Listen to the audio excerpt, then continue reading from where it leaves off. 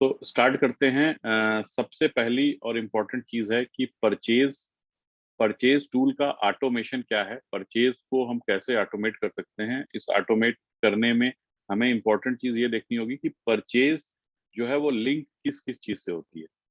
तो सबसे पहले जो हम शुरुआत करते हैं, परचेज होती क्यों है? परचेज होती है रिक्वायरमेंट के लिए। डिमांड जब जनरेट होती है तब परचेज उस प्रोडक्ट की जाती है।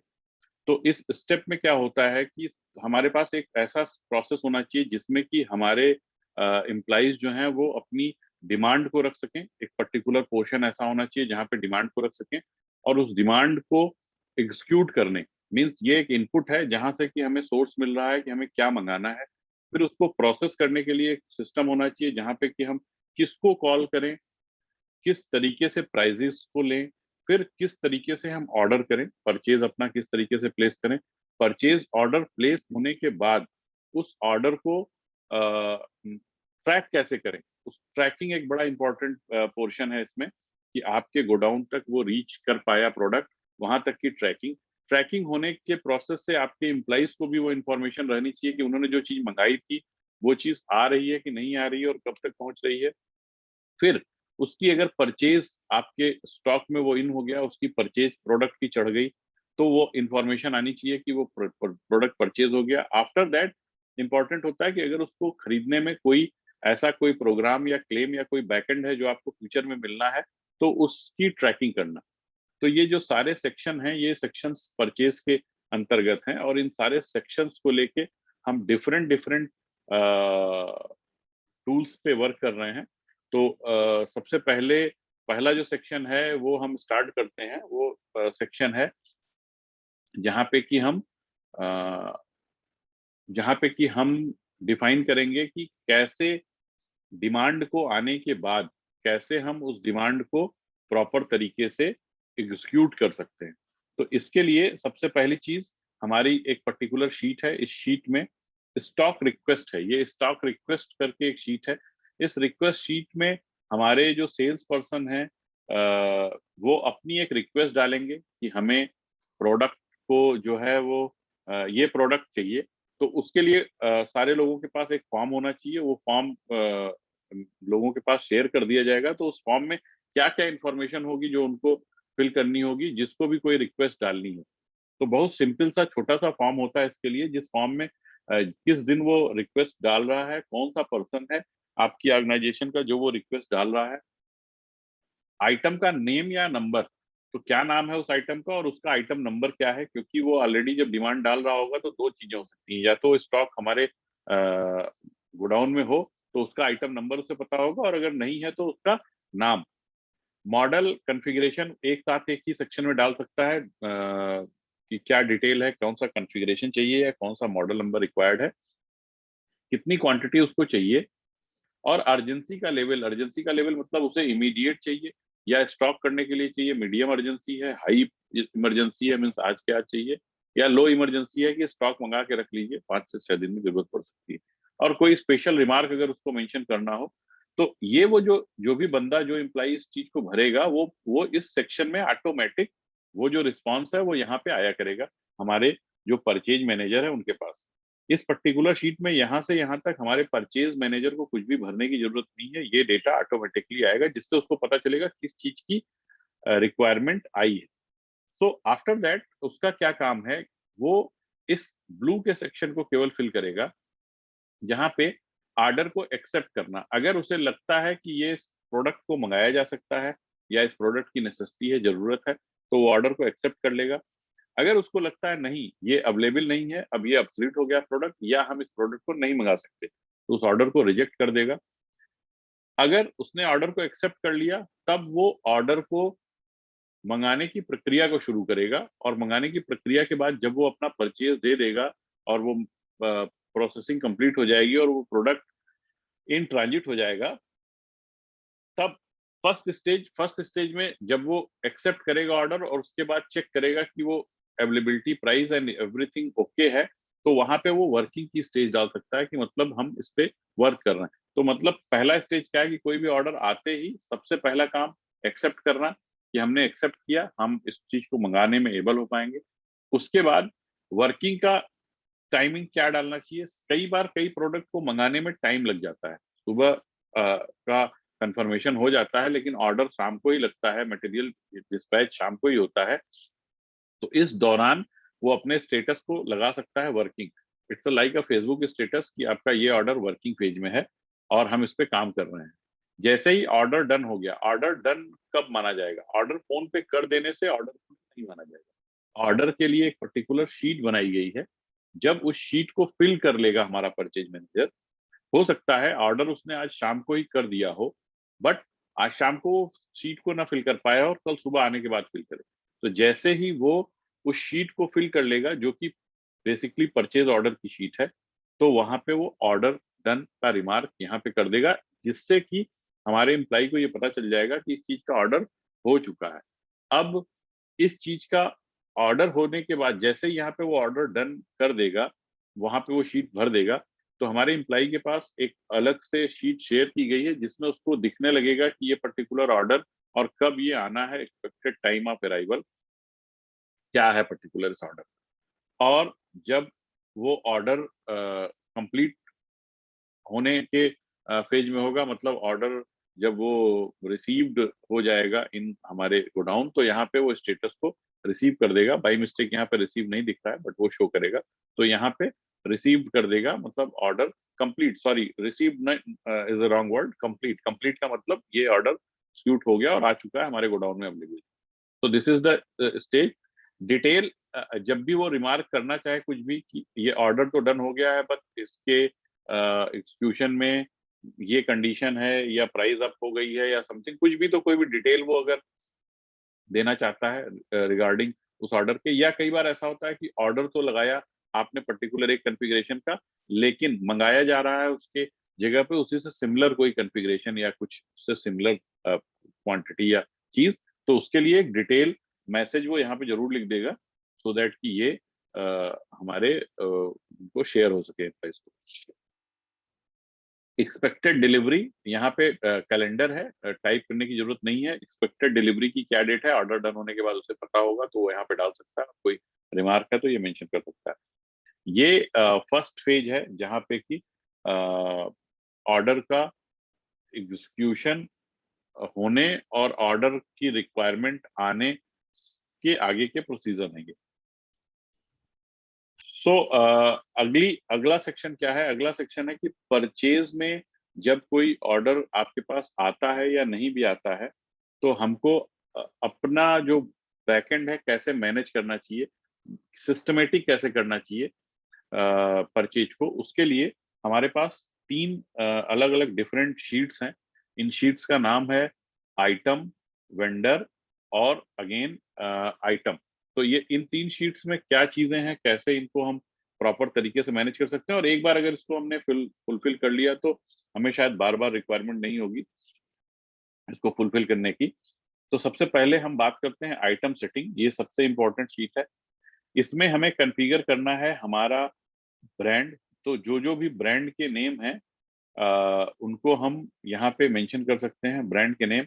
और यहाँ पे एक ऑप्शन हम अदर का भी जरूर रखते हैं कि अगर कोई भी ब्रांड ऐसा ब्रांड है जो लोकल ब्रांड है, रिनाउंड ब्रांड नहीं है, और उस ब्रांड को हम अपनी ईआरपी में एज ए ग्रुप में एंट्री नहीं कराना चाहते हैं, तो वहां पे हम उसको अदर चूज कर सकते हैं, अदर नाम उस ब्रांड को।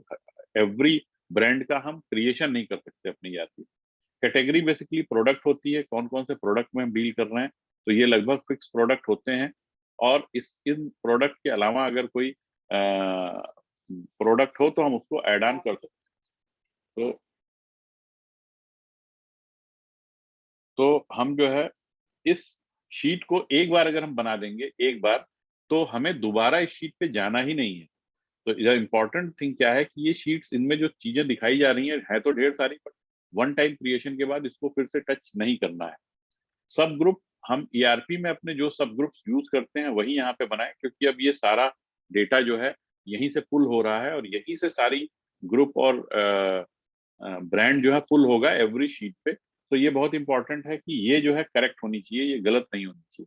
तो जिस तरीके से हम ईआरपी में अपने एंट्री करते हैं सेम उसी तरीके से ये ग्रुप, सब ग्रुप और मॉडल नंबर प्रोडक्ट का क्योंकि आइटम भी करेक्ट करना होता है जब वो आता है, तो उस आइटम के आने पे जो करेक्ट करने का प्रोसेस है वो जो है, सपोज करिए कि अगर हम किसी नोटबुक किसी भी नोटबुक के पर्टिकुलर कोई मॉडल कैटेगरी हम बनाना चाह रहे हैं, कोई मॉडल सेगमेंट हम बनाना चाह रहे हैं, तो वो हम यहाँ पे मेंशन कर देंगे। फॉर एग्जांपल कुछ मॉडल, जैसे कि मॉडल की अगर हम बात करें तो हम एक कैटेगरी चूज कर लेते हैं। यहाँ पे प्रिंटर की कैटेगरी है हमारी, प्रिंटर। और प्रिंटर की कैटेगरी में हमारे पास प्रिंटर जो है वो टैंक प्रिंटर, लेजर प्रिंटर, और ये जो है ये आते हैं इसमें। लेकिन मॉडल में हम कर सकते हैं कि हम all in one mono laser,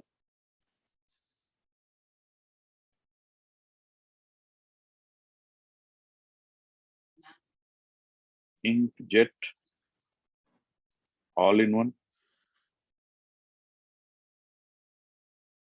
तो इस तरीके के मॉडल नंबर्स हम क्रिएट कर सकते हैं। बट द इम्पोर्टेंट चीज की जो यहाँ पे है वही ईआरपी में होना चाहिए। अगर वो ईआरपी में नहीं है तो उसको फिर आइटम से चेंज करके, सो दैट कि ये और वो डेटा मैच करे एवरी टाइम। ये बहुत इंपॉर्टेंट। दूसरी शीट पे हम जाते हैं। दूसरी शीट है हमारी, that is a vendor sheet.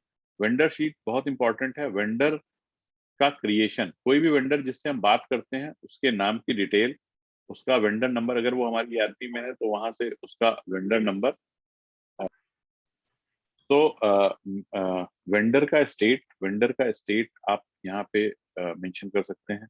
यहाँ से सिटी, कौन है कंसर्न पर्सन, उसका मोबाइल नंबर, व्हाट्सएप नंबर, या दो मोबाइल नंबर है तो इसमें मेंशन कर सकते हैं। मेल आईडी जरूर रखिए, क्योंकि कल को कोई अगर मेल करना हो पीओ तो फिर आपको फोन ना लगाना हो। एक काम को लाइफ में हमेशा, एक काम को एक बार करने की आदत डालनी चाहिए, दोबारा उसको करने की जरूरत ना हो। तो एक बार अगर आप ये डेटा कंप्लीट करते हैं तो दोबारा शायद आपको जरूरत नहीं पड़ेगी।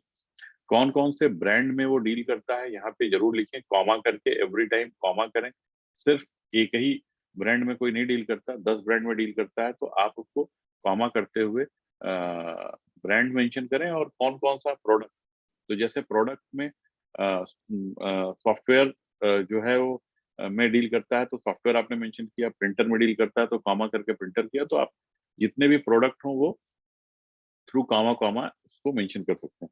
तो ये आपकी वेंडर की शीट कंप्लीट हो जाएगी। आपके सारे वेंडर्स यहीं से, ये सारे वेंडर्स पिक होंगे सारी शीट पे। इसलिए अगर कोई भी वेंडर यहाँ पे नहीं है तो वो आपकी उस शीट में नहीं आएगा। तो आप इंपॉर्टेंट चीज इसमें नोट करें कि अगर किसी अगली शीट पे वेंडर में कोई नाम नहीं आ रहा है तो उसको यहाँ पे डालना होगा। यहाँ पे डालने से ही वो वहां पे आ जाएगा। वहां पे आप ऐड नहीं कर पाएंगे किसी को आगे। उसी तरह से हम आइटम में चलते हैं। जैसे आइटम में आप यहाँ पे वही ब्रांड आपको दिखेंगे जो इस आइटम शीट में होंगे। इसलिए ये शीट इंपॉर्टेंट है सबसे बनना। ये शीट सही बनी तो आइटम पे आप एक्सेस कर सकते हैं किसी भी चीज का। यहाँ पे एक स्टेट का कॉलम अलग दिया है। तो यहाँ पे जो इंडिया में 26 स्टेट हैं उनके नाम की लिस्ट आनी है, तो इसको एक बार वन टाइम टाइप कर दीजिए, स्टेट की लिस्ट। क्योंकि हमने वहां जहां भी कॉल किया है स्टेट, वहां पे इस शीट से स्टेट को नहीं कॉल किया है, क्योंकि इसमें जिन वेंडर से आप बात करेंगे उन्हीं का स्टेट लिख सकते हैं। लेकिन यहाँ के केस में आप स्टेट सारे के सारे डाल सकते हैं, तो स्टेट को एक्सेस करने में आसानी होगी। तो स्टेट जो है वो यहाँ पे एक बार टाइप कर देंगे इंडिया के सारे, तो ये कंप्लीट हो जाएगा। इस शीट पे क्या करना होता है, इस शीट पे जो काम है वो है सिंपल सा, कि जैसे एचपी एक प्रोडक्ट है, ब्रांड है। एचपी ब्रांड में नोटबुक आता है। उस नोटबुक में जो बेसिक की सब ग्रुप है कैटेगरी, उस कैटेगरी में किस वेंडर से बात करना है, कौन सा वेंडर है जिससे हमें बात करना है उसके लिए। इसी कैटेगरी में दूसरा भी वेंडर है हमारे पास, उससे भी बात कर सकते हैं। इसी कैटेगरी में तीसरा वेंडर भी है हमारे पास, तो उससे भी बात कर सकते हैं। तो ये पर्टिकुलर एक सेक्शन है जिससे कि हमको हमेशा ये पता चलता रहेगा कि हमको अगर एचपी की कैटेगरी में नोटबुक के बेसिक सब ग्रुप के लिए बात करना है तो किन किन वेंडर्स, कौन कौन वेंडर हैं उसमें जिनसे हम बात कर सकते हैं।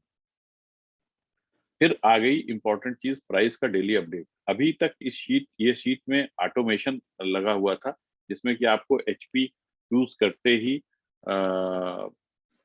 आगे जो है वो अपडेट आ जाती थी कि एचपी की नोटबुक है या समथिंग है जो भी करना है। But due to some reason ये ऑटोमेशन अभी वर्क नहीं कर रहा है। तो हमने इस प्रोसेस को सिंपल सा ये बना दिया है कि हम ऑटोमेशन के उसमें न जाके हम सिंपली, अगर हमें एचपी की नोटबुक के लिए डेटा भरना है, मतलब ये वो चीज है, ये वो शीट है जो डेली जो परचेज मैनेजर है वो जो भी प्राइजेस देता है उसके लिए भरे। तो उसको ग्रुप ब्रांड में क्या चाहिए होता है, उसको बेसिकली ब्रांड में चाहिए होता है ब्रांड का नाम, कैटेगरी में कैटेगरी, सब ग्रुप में सब ग्रुप, वेंडर में वेंडर का नाम। तो ऑलरेडी यहाँ से वो कर सकता है इस प्रोसेस को इजी वे में कि उसने एचपी के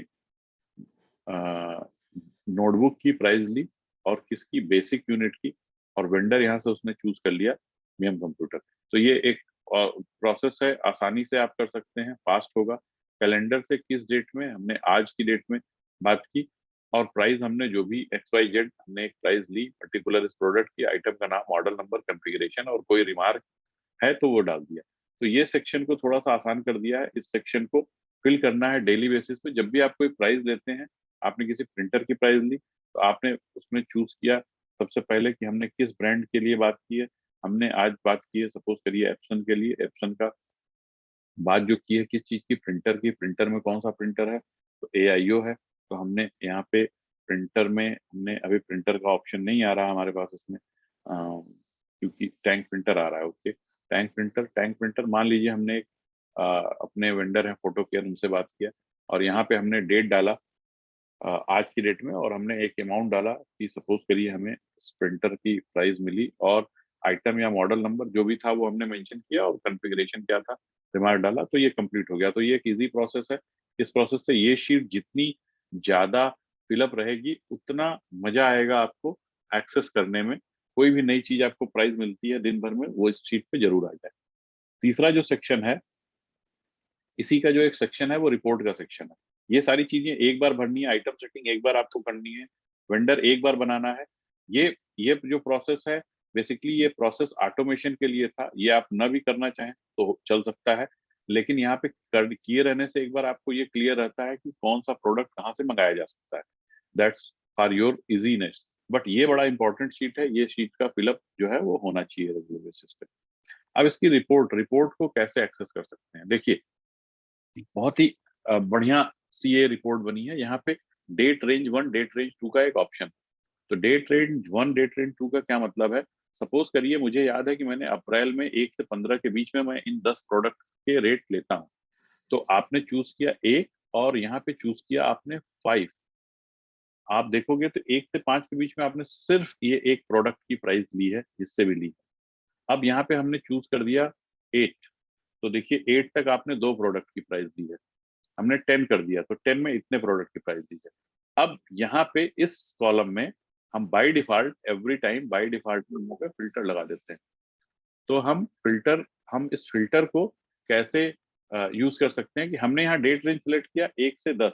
अब हमें चेक करना है कि हमने इस दौरान एचपी की जो प्राइस ली थी क्या क्या, वो मुझे पता चल जाए। तो हमने फिल्टर में पे किया और ये डेटा हमारे सामने एकदम क्लियर कट आ गया कि 1 से 10 के बीच में हमको इस प्रोडक्ट की इस ब्रांड ने ये प्राइस दी थी। अगर हमें पर्टिकुलर वेंडर फिल्टर करना है हम यहाँ से कर सकते हैं।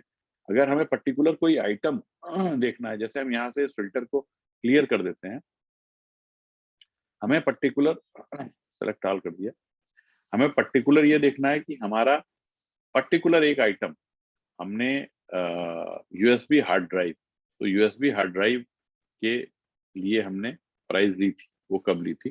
तो आप देखिए यूएसबी हार्ड ड्राइव की प्राइस आपके सामने आ जाएगी। अगर डिटेल की पूरी फिल हुई हो तो ये प्रॉपर तरीके से आप व्यू कर सकते हैं। जब भी आप इस शीट को बंद करें तो हमेशा सेलेक्ट ऑल करके ही बंद करें, जो भी फिल्टर जिस सेक्शन में लगा है, जिससे कि पूरा का पूरा डेटा आता रहे और आपको कोई कंफ्यूजन ना हो। तो ये एक डिफॉल्ट फिल्टर का ऑप्शन है और ये डेट रेंज है, डेट रेंज के हिसाब से ये एक्ट करेगा यहाँ पे फिल्टर डेटा। और ये डेटा यहीं से आ रहा है, अगर आप इसे डेली बेसिस पे भर रहे हैं तो इससे आप डेटा ले सकते हैं। आपके लिए आसानी होगी सर्च करने में, प्राइजेस या देने में, किसी को इमीडिएट प्राइस देनी है तो आपको याद रखने की जरूरत नहीं है। आप यहाँ खोलिए और आप उससे पूछिए क्या प्रोडक्ट या क्या आइटम की वो आस्क कर रहा है, और उसको सर्च करिए और इमीडिएट उसे प्राइस बता दीजिए। कई बार ऐसा होगा कि एक प्रोडक्ट की आपने 3 लोगों से प्राइस ली है एक ही डेट रेंज में, तो वो तीनों प्राइस आपको यहाँ पे प्रॉपर तरीके से दिखेगी। लास्ट हम इस सेक्शन में बात करते हैं, वो बात है कैलेंडर की।